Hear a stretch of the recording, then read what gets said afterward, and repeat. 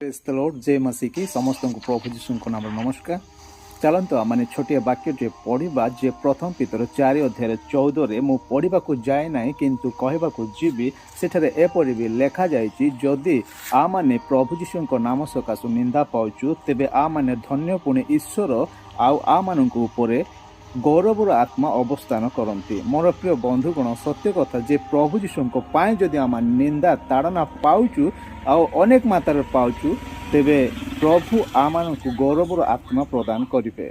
पुणी आउ गोटे कथा लेखा जाइछि माथ्यू 5 अध्याय 11 पदरे सेठारे एपरि लेखा जाइछि जे प्रभु जीशु नाम सकाशु जदि आमानंकु निंदा ताड़ना करा जाउछि विभिन्न मिथ्या उपाय कुकथा कहा जाउछि आमानंकु टर्चर करा जाउछि आमानंकर जीवन को अपव्यवहार करा जाउछि मिसयूज करा जाउछि सेतेबेले प्रभु जीशु मध्य एई कथा कहंती आपण माने निज खोली पढ़ी पारिबे।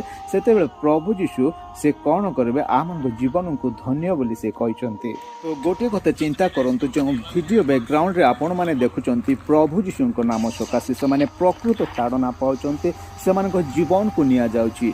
ए घटना वर्तमान नुहे अनेक दिन घटी वर्तमान सुधा अनेक प्रभु जीशु को विश्वास कर सत्य सेवक मान प्राण निया जाउछि।